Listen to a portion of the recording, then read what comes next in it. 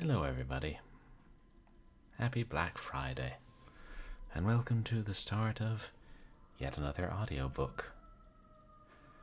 I hope everybody is well, and that my American friends didn't overeat themselves too terribly much. Heaven knows I did. Wonder I'm not ill now. But that's what the point of Thanksgiving, right? Indulgence. Also gratitude, I suppose. Yeah, I'm grateful for the holiday. Can't say that I recovered from everything going on in work, but did get to work from home the day before Thanksgiving and didn't do any work on Thanksgiving. Got into a really brilliant British sort of comedy series on Amazon Prime. I'll tell you guys about that some other time.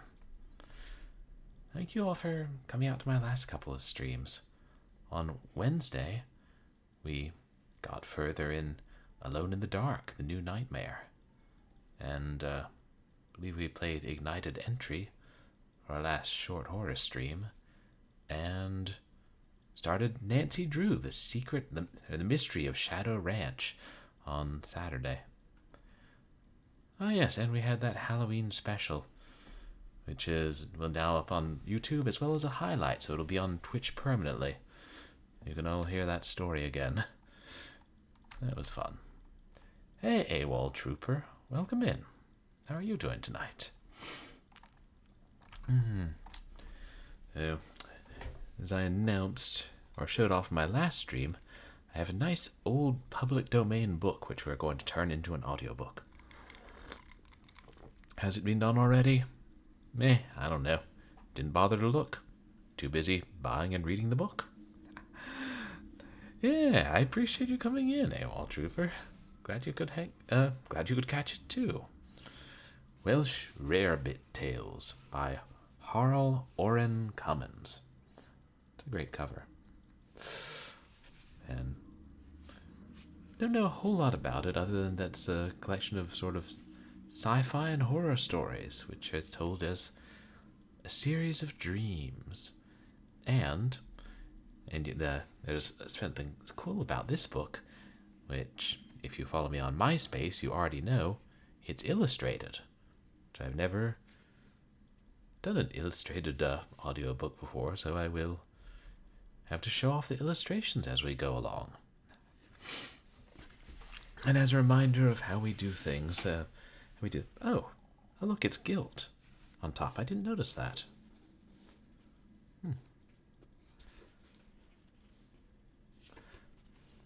Well, the side where they're cut, but also not the bottom. Or if it was, it's long faded. Interesting.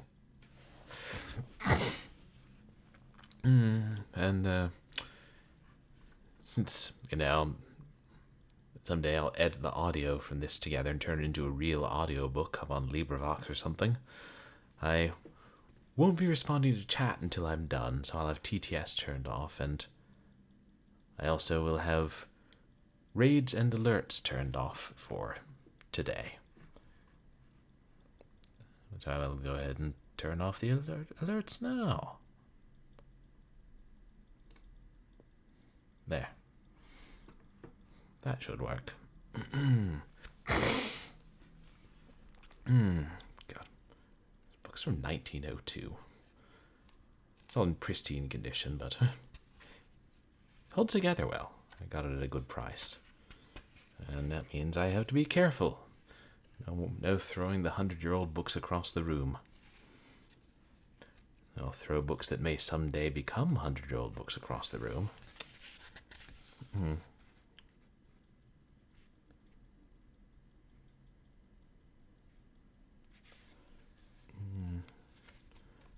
Okay, start. There's the preface. Oh, it's got a frontispiece too. Lovely.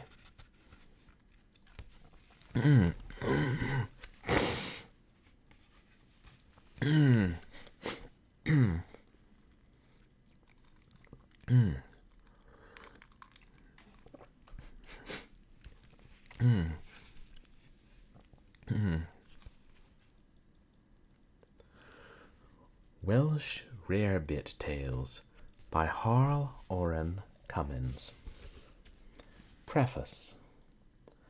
Preface is the place where an author usually apologizes to the public for what he is about to inflict.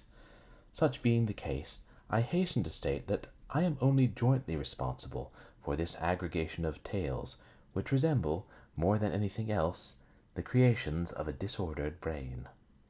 The origin of the Welsh Rarebit Tales was as follows. A certain literary club, of which I am a member, is accustomed to hold semi-occasional meetings at some of the uptown hotels.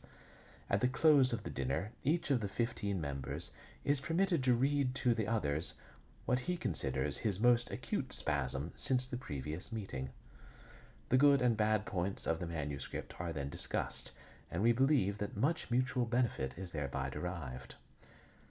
Having run short of first-class plots, the club at a recent meeting decided to try a gastro-literary experiment. Knowing the effect upon the digestive and cerebral organs of indulging in concentrated food before retiring, we each and every one partook, just before adjourning, of the following combination. 1. Large portion of Welsh rarebit. 1. Broiled live lobster. 2. Pieces homemade mince pie. 1. Portion cucumber salad. At the second meeting of the club, the next meeting, by the way, had to be postponed on account of illness of 14 of the members, the accompanying tales were related. Partly as a warning to injudicious diners, we decided to publish the result of our experiment, hoping that all who read this book and see the nightmares which were produced will be warned never to try a similar feat, or eat. By unanimous sentence of the other 14 members, and as a punishment for having been the originator of the scheme, mine was chosen as the unlucky name under which the tales should appear. H.O.C. Boston, Massachusetts, February 10th, 02.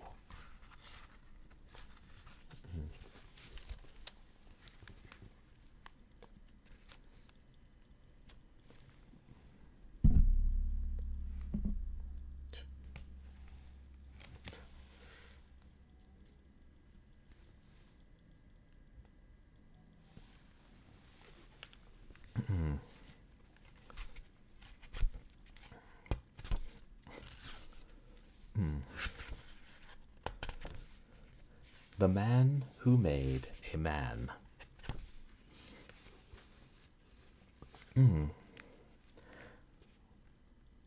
When Professor Aloysius Holbrook resigned his chair as head of the Department of Synthetic Chemistry in one of the famous American colleges, his friends wondered, for they well knew that his greatest pleasure in life lay in original investigations. When 2 weeks later the papers stated that the learned chemist had been taken to the Rathbone Asylum for the insane, wonder changed to inordinate curiosity. Although nothing definite was published in the papers, there were hints of strange things which had taken place in the private laboratory on Brimmer Street, and before long a story was current that, as a result of dabbling in the mysteries of psychology, a man had been killed while undergoing one of Professor Holbrook's experiments. It is to clear up this mystery and to refute the charges of murder that I, who served for 10 years as his assistant, am about to write this account, which, to the best of my knowledge and belief, contains the facts of the case. I had noticed for the year previous that Professor Holbrook was much preoccupied, but I knew that he was working over some new experiment. Many times when I came to his door at 5 o'clock to clean up as usual for the next day, I found a notice pinned on the door telling me that he was in the midst of important work and would not need me again that day.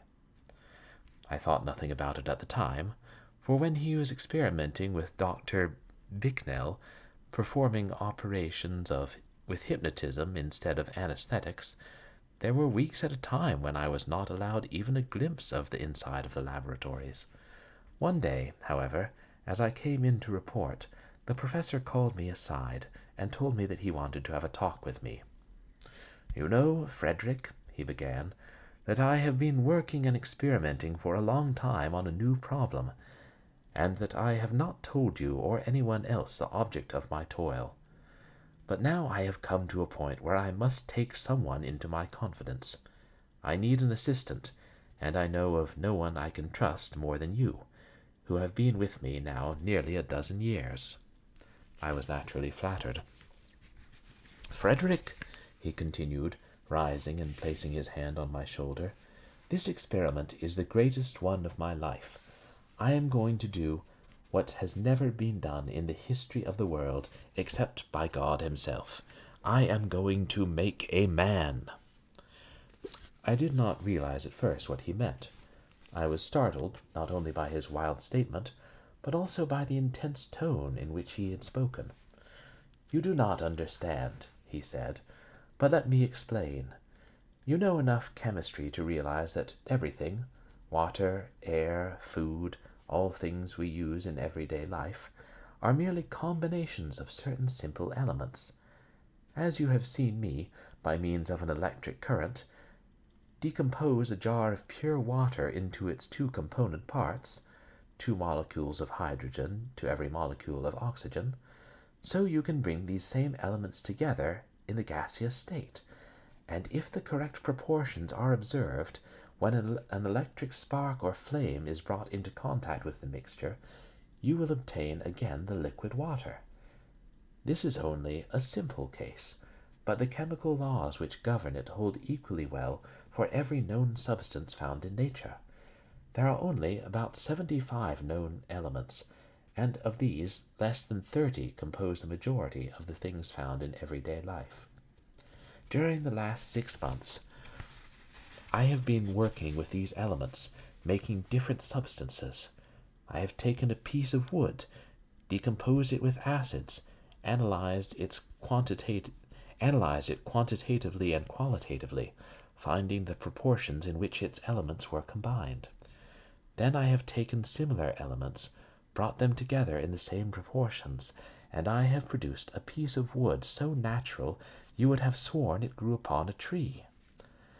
I have been analyzing and then making again every common thing which you see in nature, but I was only preparing. I have had an end in view. Finally, I took a human body, which I obtained from Dr. Bicknell at the medical college, and I analyzed the flesh, the bones, the blood, in short, every part of it. What did I find? Of that body, weighing 165 pounds, 106 pounds were nothing but water, pure water, such as you may draw at the tap over yonder. And the blood, which in the man's life had gone coursing through his veins, bringing nourishment to every part, what was that? Nothing but a serum filled with little cellular red corpuscles, which, in their turn, were only combinations of carbon, oxygen, sulfur, and a few other simple elements. I have taken the sternum bone from a dead man's chest, analyzed it, then brought together similar elements, placed them in a mold, and I have produced a bone which was just as real as the one with which I started. There were only 2 things in nature which I could not reproduce. One was starch, that substance whose analysis has defied chemists of all ages. The other was flesh. Though I have analyzed bits of it carefully, when I have brought together again those elementary parts, flesh would not form. Chemists all over the world have been able to resolve the flesh into proteids, the awesome proteids, as they are called. They form the principal solids of the muscular, nervous, and granular tissues, the serum of the blood and of lymph. But no man on earth except myself has ever been able to create a proteid.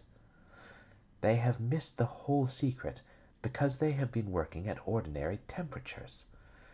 just as the drop of water will not form from its two gases at 4,500 degrees Fahrenheit, nor at its lower explosion temperature, unless the spark be added, so will protoplasm not form except under certain electric and thermal conditions. For the last 2 months I have been working on these lines alone, varying my temperatures from the extreme cold produced by liquid air to the intense heat of the compound blowpipe, and I have been repaid. A fortnight ago I discovered how it was that I had erred, and since then I have succeeded in everything I have tried. I have formed the proteids, the fats, and the carbohydrates which go to make up protoplasm, and with these for my solid foundation, I have made every minute and complicated organ of the body. I have done more than that. I have put these component parts together, and now behold what I have made. He lifted a sheet, which was thrown over a heap of something on the table, and I started back with a strange mixture of awe and horror, for, stretched out on that marble slab, lay a naked body, which, if it had never been a man, living and breathing as I lived and breathed, then I would have sworn I dreamed. The thoughts which began to come into my mind probably showed in my face, for the professor said, "You doubt. You think that I have lost my reason, and this thing is some man I have killed. Well, I do not blame you. A year ago I myself would have scoffed at the very idea of creating such a man. But you shall see, you shall be convinced, for in the next part of the experiment I must have your help. I will show you how I have made this man, or I will make another before your eyes. Then you and I, we will go further. We will do what no one but God has ever done before. We will make that inert mass a living man."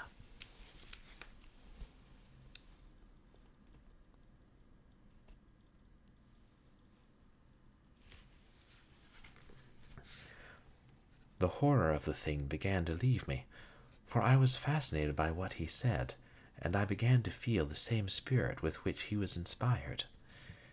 He took me into his private laboratory, and before my eyes, with only the contents of a few reagent bottles, a blowpipe, and an electric battery, he made a mass of human flesh. I will not give you the formula, neither will I tell you in detail how it was done. God forbid that any other man should see what I saw afterward. Now all that remains is the final experiment, and that, with your help, I propose making tonight," said the professor. "What we have to do is as much of a riddle to me as it is to you. It is purely and simply an experiment. I am going to pass through that lifeless clay the same current of electricity which, if sent through a living man, would produce death. Of course, with a man who has died from giving out of some vital function, I could not hope to succeed. But the organs of this man which I have made are in a perfectly healthy condition. It is my hope, therefore, that the current which would destroy a living man will bring this thing to life." We bore that naked body, not a corpse, and yet so terribly like, into the electric laboratory, and laid it on a slab of slate. Just at the base of its brain we scraped a little bare spot not larger than a pea, and, as I live, a drop of blood oozed out. On the right wrist, just over the pulse, we made another abrasion, and to these spots we placed the positive and negative wires from off the mains of the street current outside. I held the two bare, uninsulated bits of copper close to the flesh. Professor Holbrook switched into circuits 2,000 volts of electricity. And then, before our starting eyes, that thing which was only a mass of chemical compounds became a man. A convulsive twitching brought the body almost into a sitting position. Then the mouth opened, and there burst forth from the lips a groan. I have been in the midst of battles, and I have seen men dying all around me, torn to ribbons by shot and shell, and I have not flinched. But when I tore the wires from that writhing, groaning shape, and saw its chest begin to heave with spasmodic breathing, I fainted. When I came to myself, I was lying half across the slab of slate, and the room was filled with a sickening stench, an odor of burning flesh. I looked for the writhing form which I had last seen on the table, but those wires, with their deadly current, which I tried to tear away as I fainted, must have been directed back by a higher hand, for there remained on the slab only a charred and cinder-like mass. And the man who had made a man could not explain, for he was crawling about on the floor, counting the nails in the boards and laughing wildly. In the lower passage.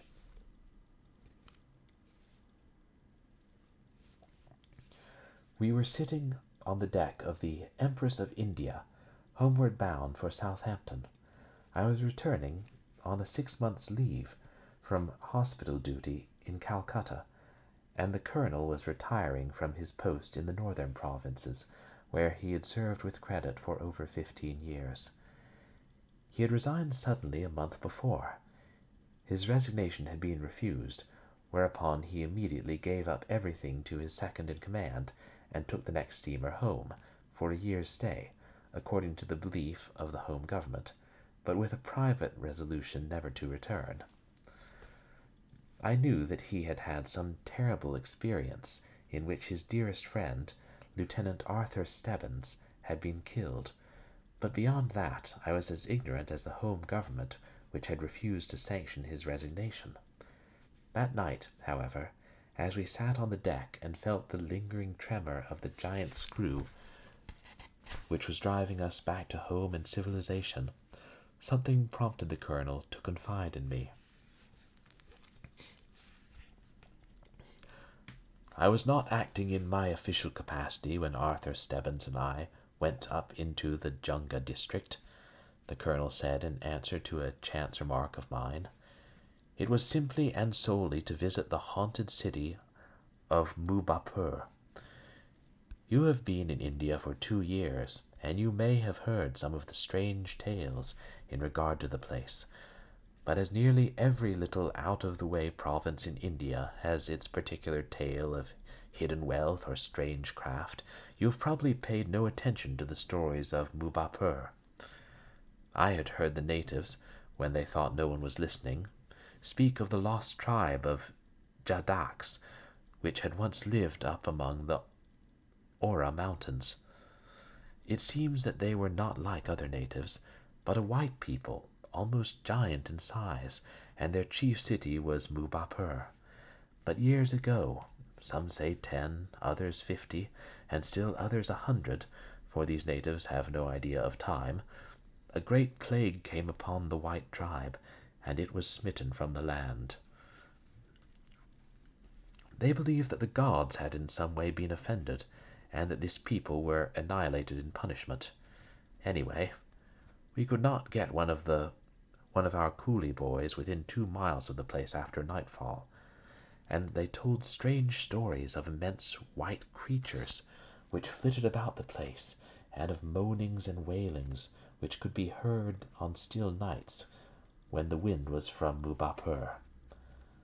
Stebbins and I were on a shooting expedition in the Junga district when he, remembering the wild tales he had heard, proposed that we turn aside and make the 2 days' trip to the haunted city. As time was of no particular account just then, I agreed, and after leaving our coolie bearers 2 miles from the town, where they refused all bribes and ignored all threats to go farther, we entered the deserted and grass-grown streets of Mubappur.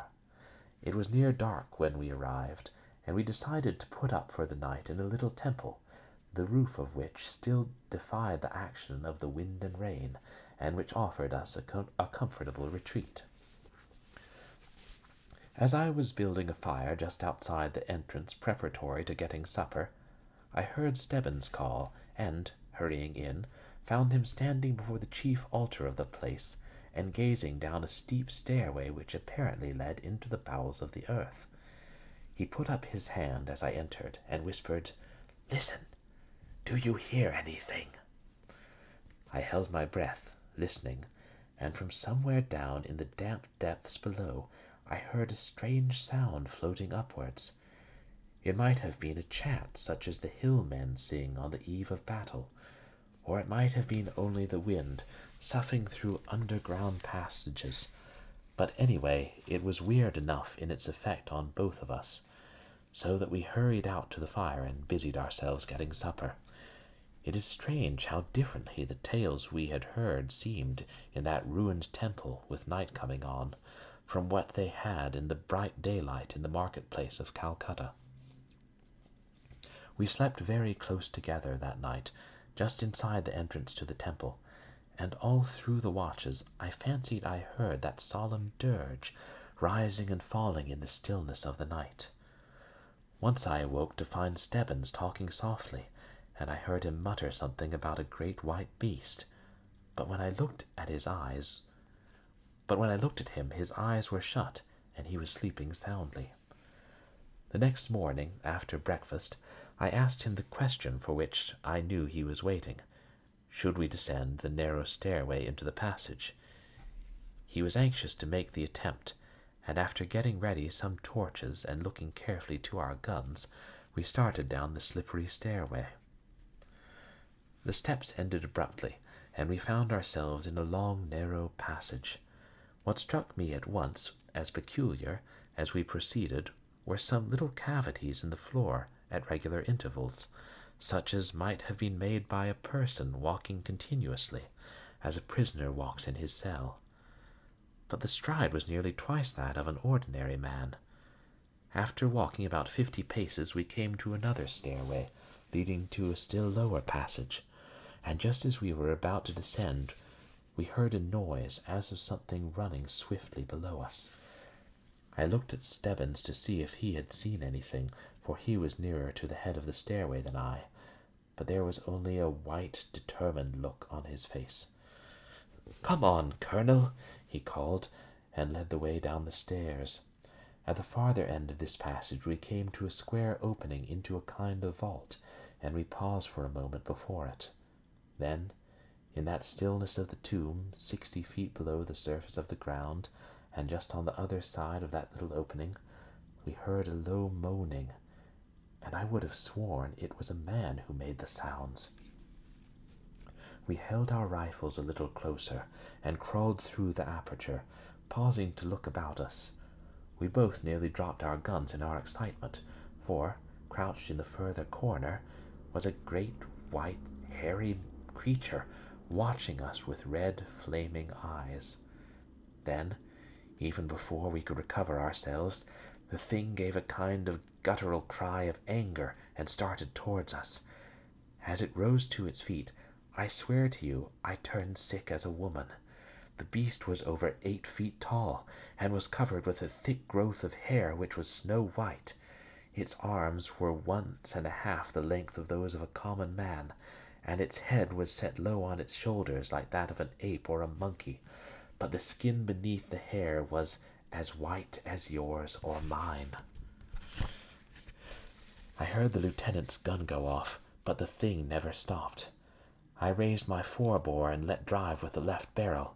Then, overcome with a nameless fear of that great white beast, I called wildly to Arthur to follow me, and plunged through the opening and ran with all my strength towards the upper passage. It was not until I felt the breath of fresh air on my face that I stopped to take breath, and I was so weak that I could scarcely stand. Then, if you can, imagine my horror to find that I was alone. The lieutenant was nowhere in sight. I called down the passage, and I could hear my voice echoing down the dismal place, but there was no answer. Think what you may, but I tell you it took more courage for me to force myself down into that vault again than it would to have walked up the steps to the scaffold. I crept fearfully along the passage, calling weakly every few minutes, and dreading what I should find. But There was nothing to find.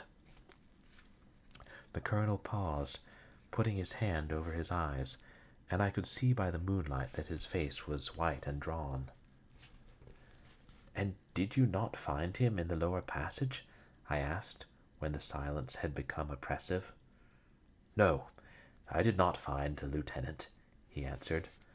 "But when I came to the little square opening before the vault, there were some bloody little pieces scattered about the floor, and the place was all slippery, but there was no lieutenant. You know it takes 4 horses to pull a man apart, and you can judge of the strength of that white beast when I tell you that there was not left of Arthur Stebbins a piece as big as your 2 hands. As I looked at that floor, with the ghastly things which covered it, a wild rage took possession of me. I knew that the creature was in the room beyond, for I could hear a crunching as a dog makes with a bone. I rushed through the opening straight towards the corner where it was crouching. It saw me coming and leaped to its feet. Again that sickening fear that I had felt before came over me, but I stood my ground and waited till it nearly reached me. Then, with the muzzle of my gun almost against it, I fired both barrels full into its breast. I must have fainted or gone off my head after that, for the next thing I knew I was lying in a native's hut on the Durbo road. Zur Khan, the man who owned the bungalow, said that he had found me 4 days before, wandering about on the plains, stark mad, and had taken me home." "And the thing in the passage?" I asked breathlessly. "Did you ever go back?" "Yes, when I had recovered a little, I went back to the Mubapur temple," answered the colonel, but he was silent for some minutes before he answered the first part of my question. "In my report to the government, I said that Lieutenant Arthur Stebbins was torn to pieces in the lower passage of a Mubapur temple by an immense white ape. But I lied," he added quietly. The Fool and His Joke.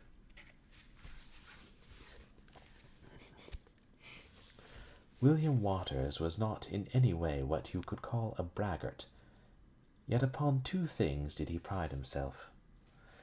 Those 2 things were, first, an earnest and sincere contempt for all things supernatural, and, secondly, a marksmanship with a Colt's No. 4 revolver which bordered on the marvelous.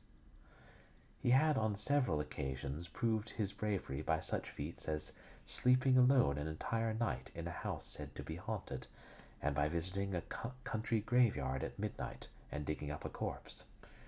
He had likewise won numerous bets by pumping 6 bullets into an 1.5-inch bull's-eye at a distance of 16 paces, and being a healthy and vigorous animal, his pride was perhaps more or less excusable.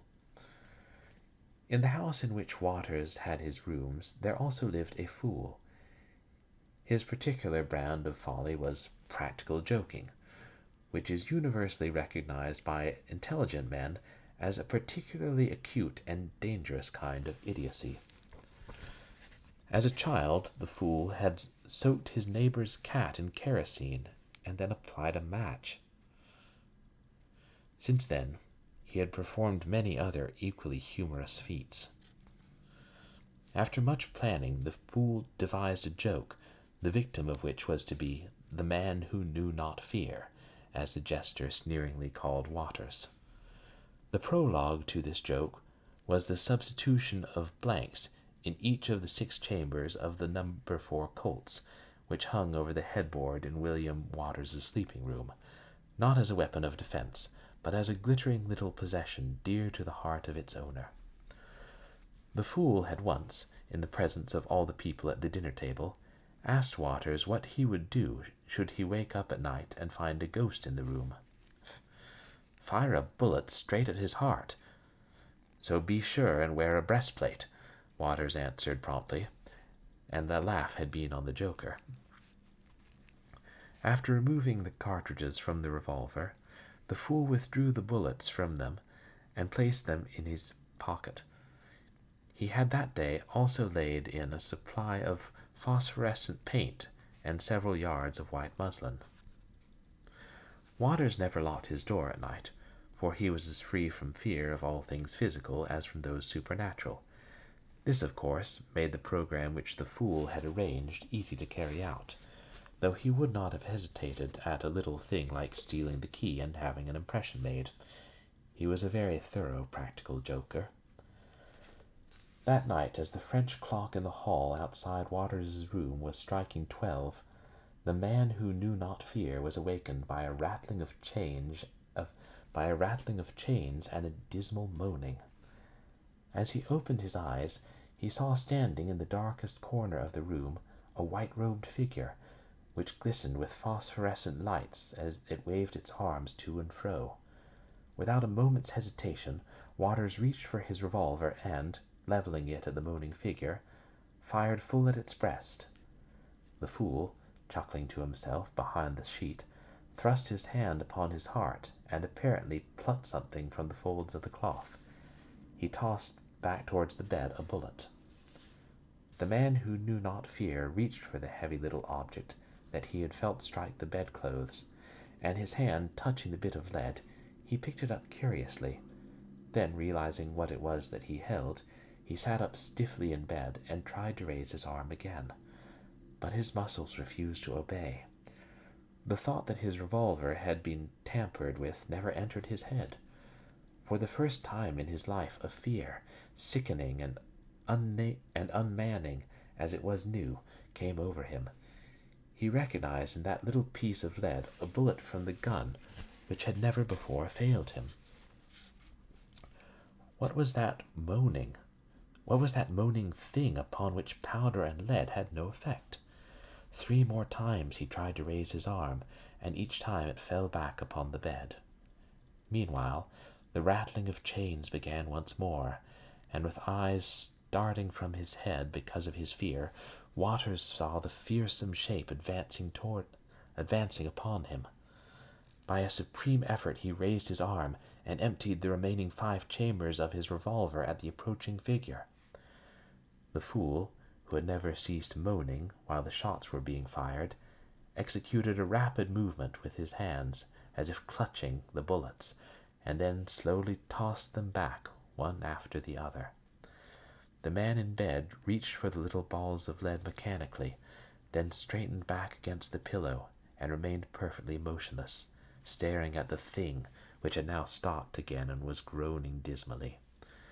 For 5 minutes neither man moved. Then the fool, thinking that the joke was once more on him, for Waters still refused to speak, gathered his glittering robe about him and slunk out. Back once more in his own room, he undressed hurriedly and slipped into bed. He was disappointed. He had expected that Waters would be terribly frightened, and that he could joke him unmercifully at the table for the next week. Then, too, the obstinate silence of the man puzzled him. About 5 o'clock in the morning he woke up, vaguely alarmed. He did not know what the matter was, but he could not sleep. He could not get out of his mind that strange silence of the man downstairs.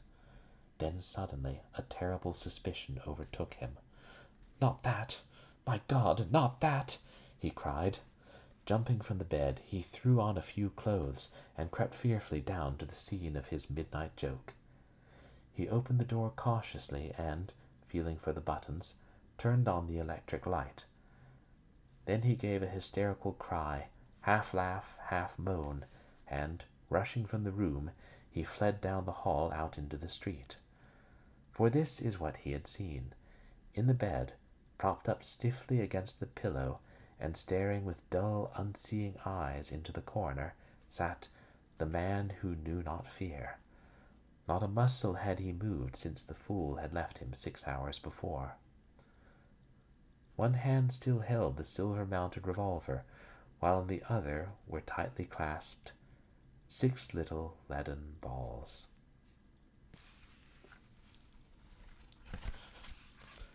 The Man and the Beast.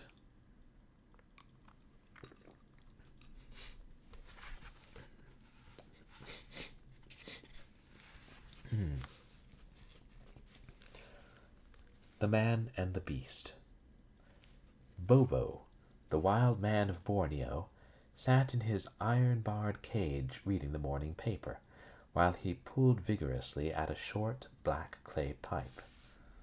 It was nearly time for the show to begin, so he could only glance hurriedly at the stock report, for Bobo was interested in copper.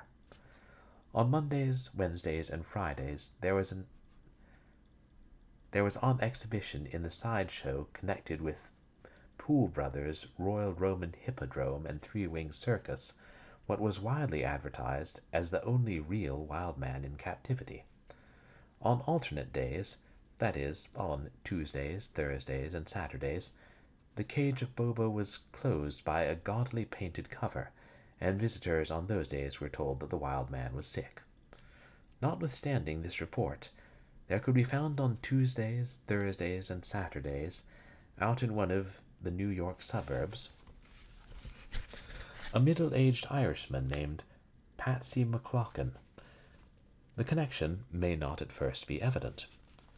Patsy wasn't nice-looking, even when he was dressed in his best black suit, for, as the people on Blendon Street remarked, he was too hairy.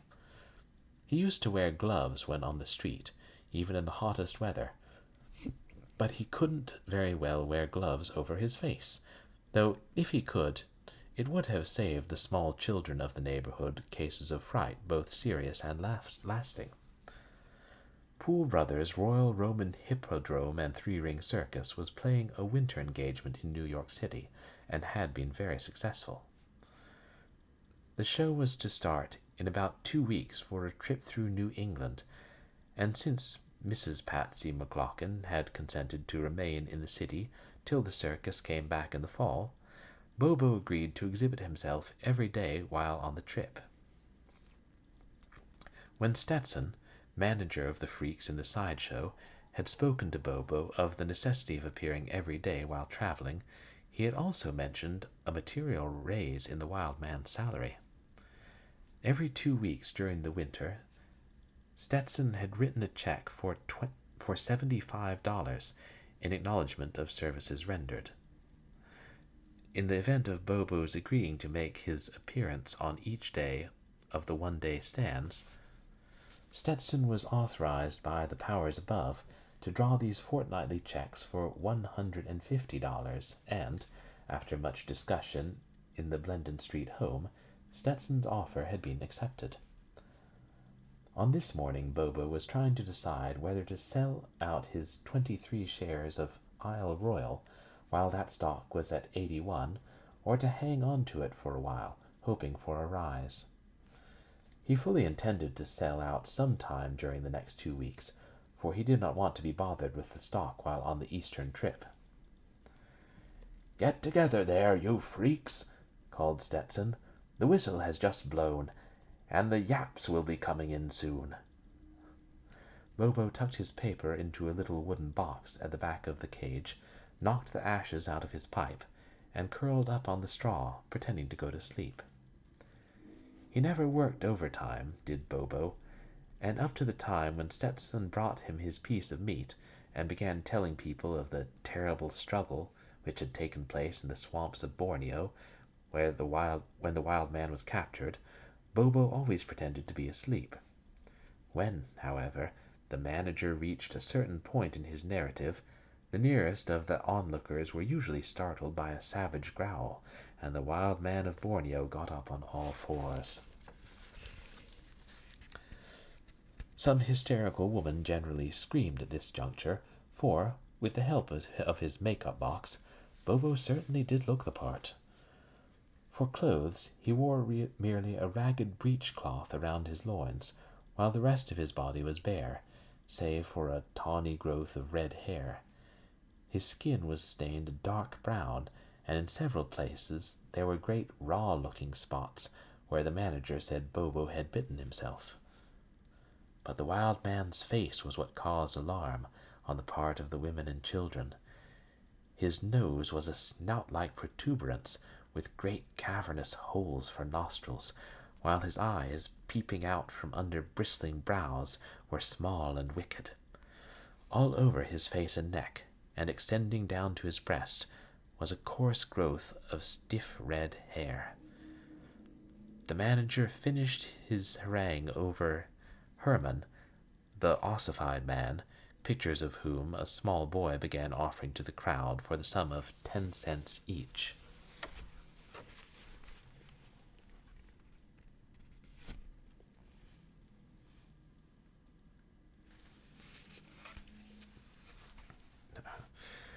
Next and last, I call to your attention, ladies and gentlemen, to Bobo, the wild man from Borneo, began the exhibitor. He was always glad when he came to Bobo, partly because he was the last freak to describe, and partly because the wild man always acted his part so well. The crowd rushed from in front of the platform on which the ossified man had been exhibited. "Don't get so near there, boy," shouted one of the attendants to a venturesome youth. "The wild man is liable to grab you. He killed a man that way last week." Stetson began his lurid tale of the fierce struggle which had taken place when the wild man was captured, and the crowd of country people listened open-mouthed.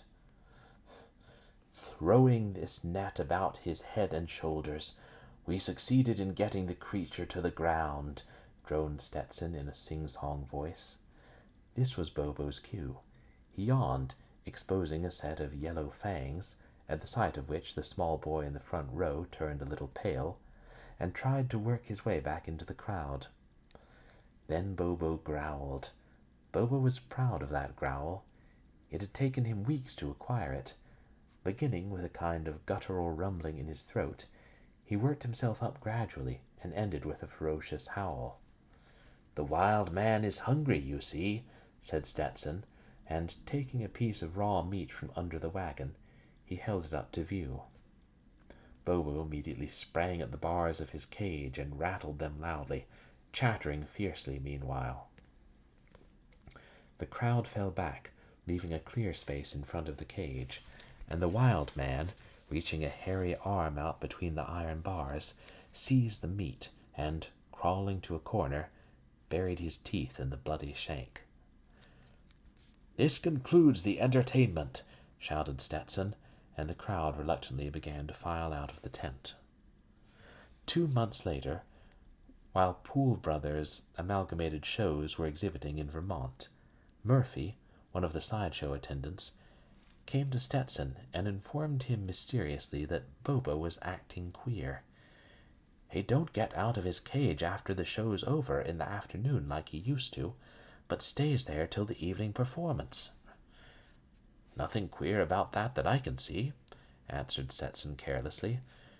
"He's been putting more life than usual into the part lately, and it probably tires him. What's the difference whether he rests in his cage or goes over to the car? You're probably kicking because you have to bring supper to him." "He used to wash the makeup off his face between the 2 shows," protested Murphy, "but now he keeps it on from 10 in the morning till night." "Well, you never take the trouble to wash the ordinary everyday dirt and grease off your face, and I don't believe you ever would clean it up if it took you the time it does Bobo," replied Stetson irritably, and Murphy retired, muttering. But the other freaks had noticed a change in the wild man, too. Between performances, Bobo used to play penny ante with the fat man and the bearded lady, both of which gentlemen now tried in vain to lure him into a game.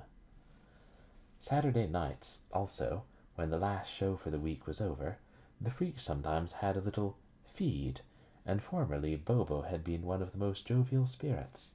Lately, however, he refused to attend any of these gatherings, and spent most of his time alone.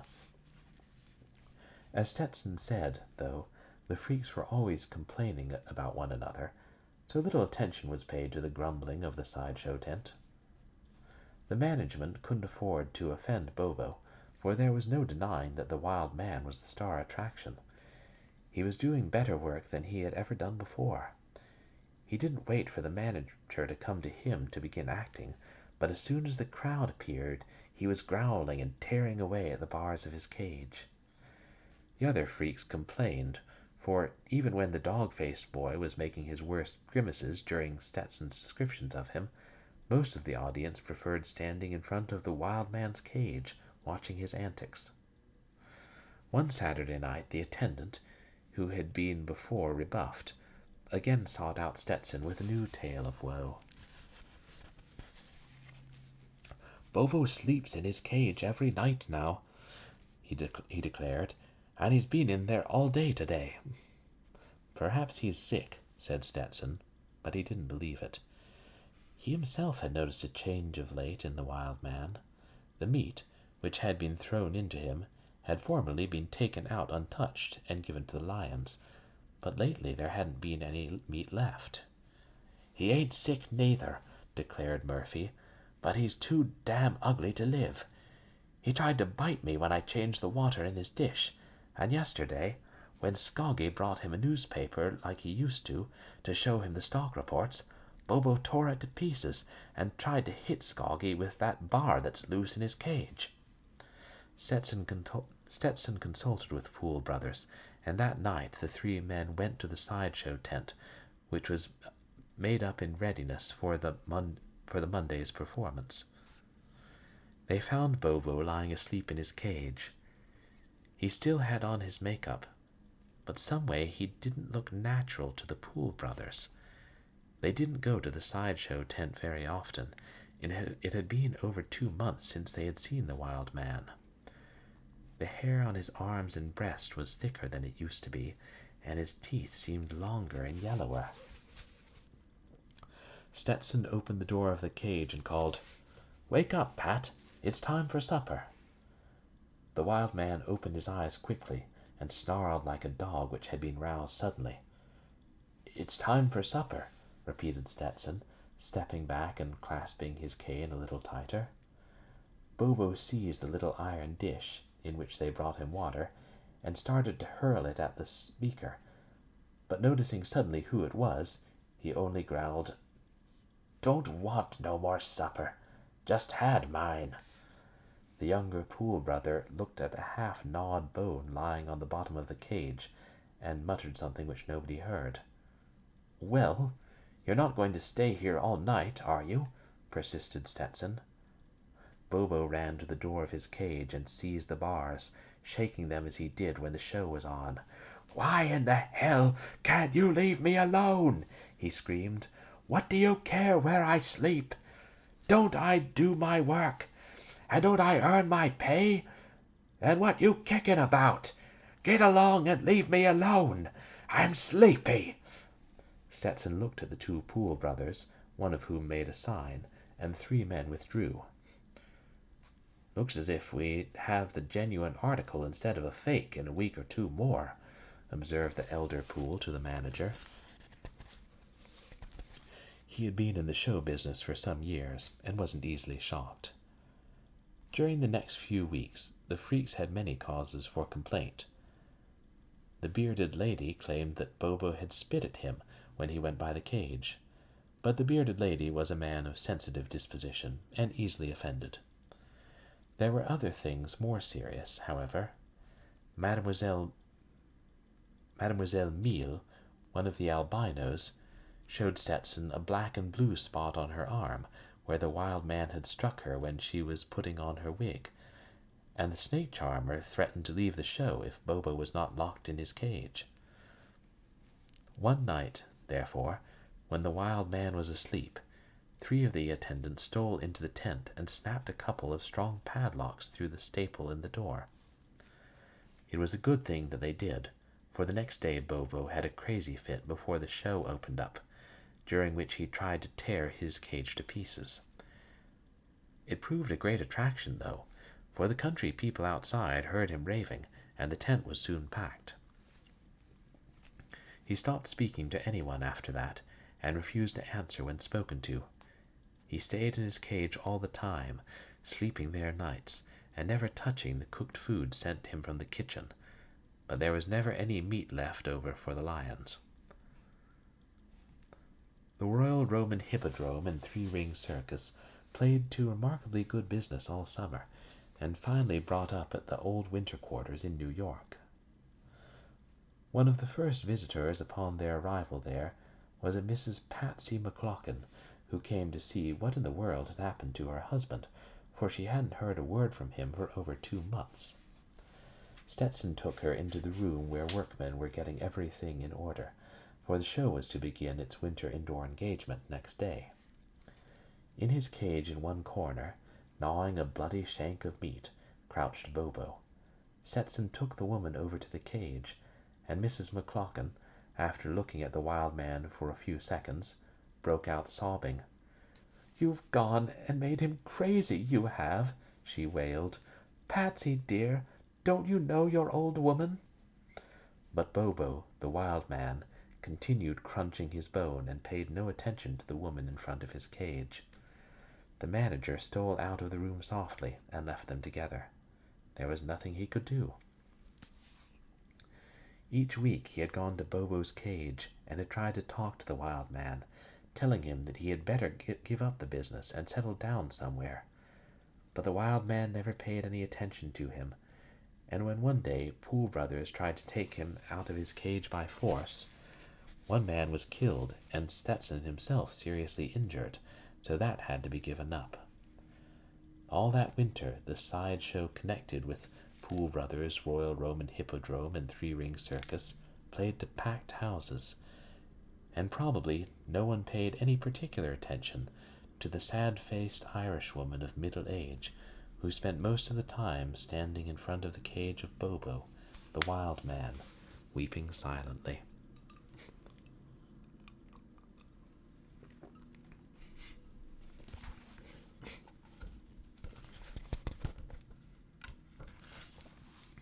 At the end of the road. At first the road was smooth and level. There were no hills, and the man had many companions. They laughed with him and made merry, and there was no thought of care. "'Tis a pleasant life," murmured the man, but even as he said the words, he wondered half fearfully if it could last, if the country through which they passed would always be as pleasant. Gradually the way became harder. Quite often the man was compelled to pause for breath, for there were difficult places to get over, and when he turned for assistance to the companions who had laughed and jested with him but a little while before, he found that they had passed just beyond calling distance. At least they seemed not to hear him, for they did not stop. But the way was not all hilly, and when he came to the smoother places, the man hurried on faster than before, and, catching up with his companions, was welcomed by them, and they all made merry once more. The smoother places became rarer, however, and the man found himself alone many times, till one day he was joined by a new companion. "He will be like the others," said the man bitterly. "He will not stay for me." But the other heard him. "Do not fear," he answered. "I will stay with you to the journey's end. I will never leave you." Nevertheless, the man did not like his new companion. He was not like the others. He never jested and made merry, and after that first time he did not speak again. He was gaunt and thin, and was clothed in rags, but he stayed with the man when the others ran ahead or lagged behind. One day, when the man was weary, for there was no longer anyone to cheer him, and the way had become very hard, he plucked up courage to speak to his silent companion again. "'Tis true that you do not leave me like the rest," he said. "They all deserted me when we left the pleasant country. But I do not know you yet. If we must travel together, we should get better acquainted." "Mine's not a pleasant name, and few care to know me better than necessity compels," answered the silent one. "But had you waited a little longer, you would not have needed to ask. I am known by many names, but those who know me best call me Poverty." The man picked himself up from where he had thrown himself to rest, and hurried on, trying to leave his companion behind, but the one in rags followed close, and when the man stumbled and fell, exhausted by his exertions, the other was just at his heels. At about this time the man noticed that a A third wayfarer had joined them. He could not see the newcomer's face, however, for he always kept a little way behind, and there seemed to be a kind of shroud-like hood over his head. There were no longer any easy stretches in the road, and the man moved slowly. Many times he stumbled and fell, and each time it was longer before he rose again. He wondered, but dared not ask the name of the new arrival, who had moved nearer and was now but a few steps behind. At last the man came to a part of the way more difficult than any before, and he lay down for a few minutes to rest. After a time he tried to go on, but he could not. He was too weak, and his two companions seemed to be conspiring to hold him back.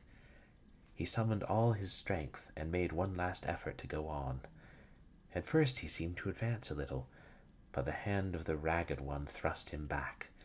He stumbled, fell, rose again, and staggered on a few steps, then fell once more and could not rise. "This is the end," he heard the silent one say, "and I have kept my word. I am still with you." There was a sound of footsteps approaching stealthily, and the man opened his eyes with an effort. The companion who had always lagged behind was now advancing swiftly, and the black hood was drawn away from his face. Painfully the man raised himself on his elbow and looked at the figure for a second, then fell back. "How strange that I did not know you before," he muttered faintly, for he had seen the other's face, and had recognized that it was death.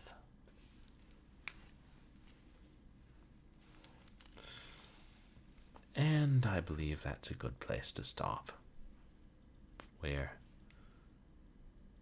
5 out of 15 stories, and we're just shy of 1/3 of the book.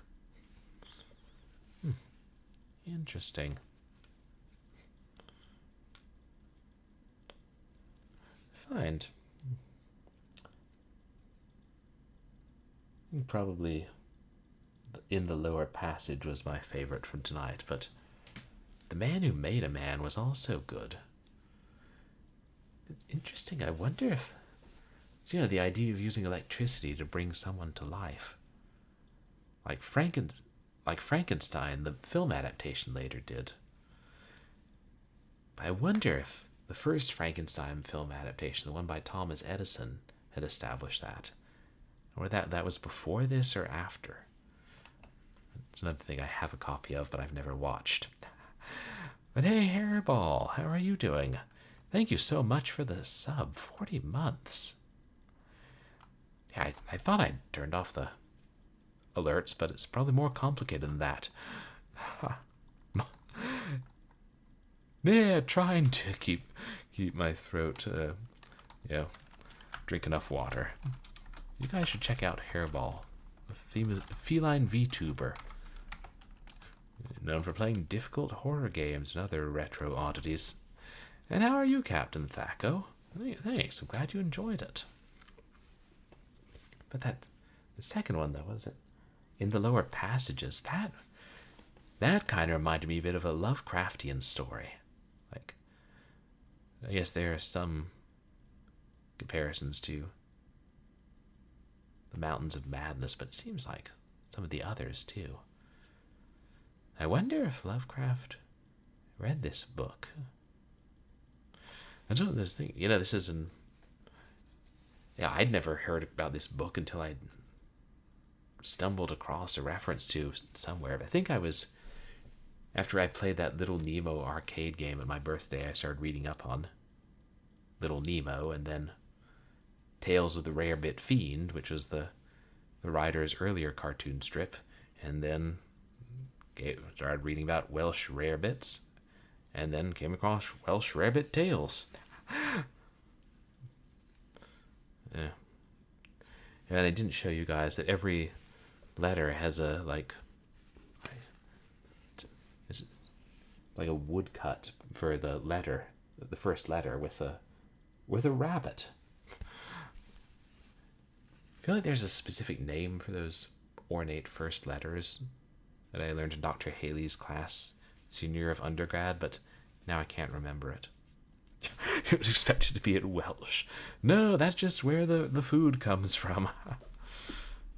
I know that Scotch rarebits are also a thing. I wonder if there are rarebits from other countries.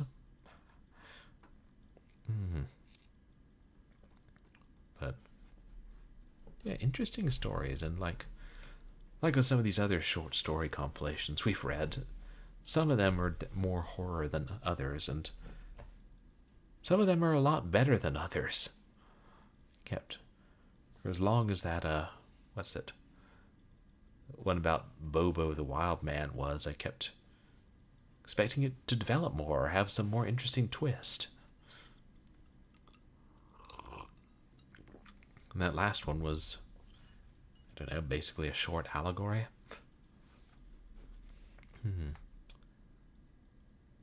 Well, it's late enough. Oh, those are called initials? Those ornate letters? Oh, and if it's an illuminated manuscript, then they're initia. Thanks, Hairball. I feel like these are terms I, as an English major, should remember, but, you know, it's like the binomial theorem. You don't use it, and it sort of fades. And then, years later, you come across it in a book from 1901, and you're like, oh yeah, the binomial theorem did exist.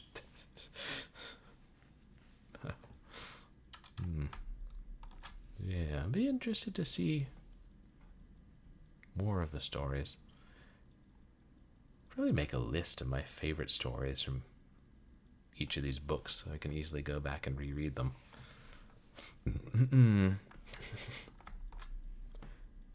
They might all be called inhabited or historiated initials. Okay. I think you know more about it than I do, Hairball, but after this I'm going to read up on it. But I also, when I was publishing some satirical chapbook years ago, I had to find one of those initia from... You know what, let's not think about that. Oh, Google foo. Yeah, Google's a wonderful thing. Maybe it's a generational thing, but as a millennial, part of my mind's like, God, I think I can remember that if I try. Or, I have that somewhere if I need to find it. And it's like, most of it's all just on the internet somewhere. Or still plenty of things that aren't on the internet. Or have been lost from the internet. Yeah, you knew those things, Hairball. Because, yeah, you see them in old manuscripts plenty, and books too. That's cool. They went to effort not only of the I think those were color illustrations for this book, full page, but also those initia. Custom, I assume, all these different letters with, like, black rabbits in them. Those can't have just existed, and they just found them for this book with a hair theme.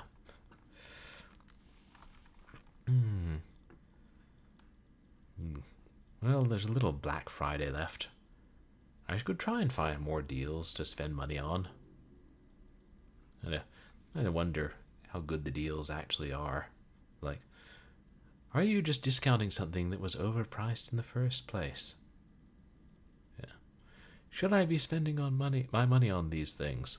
Like, books from the turn of the century. But that's different. I'm preserving it as an audiobook, so basically doing a service. Reckon as should start looking for raidable folks.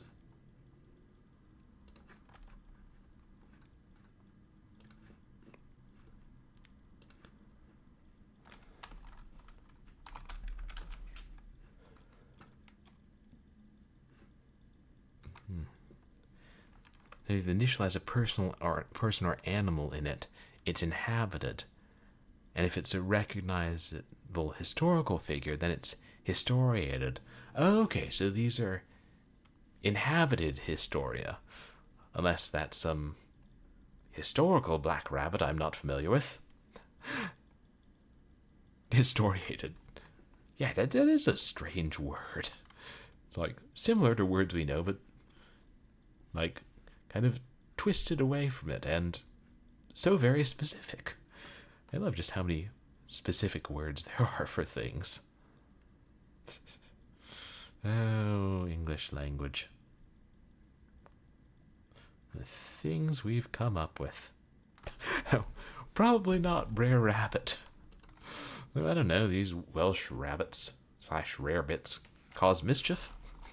And rare rabbit cause mischief, if I recall. Yes. Used to be very into those stories. First, my father read them to me. I think maybe it was the original edition, and then I rediscovered them in like 5th grade. Got into storytelling.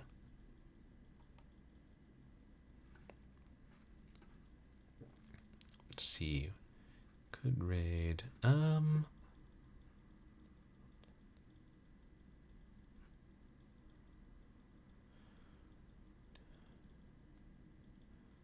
She's playing something interesting.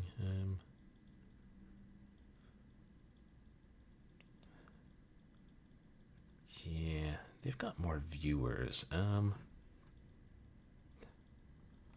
Yeah. Classic trickster of folklore. Okay, let's rate our friend Galara Dragon. She's doing cross-stitching, making a large, colorful cat. We like cats around here.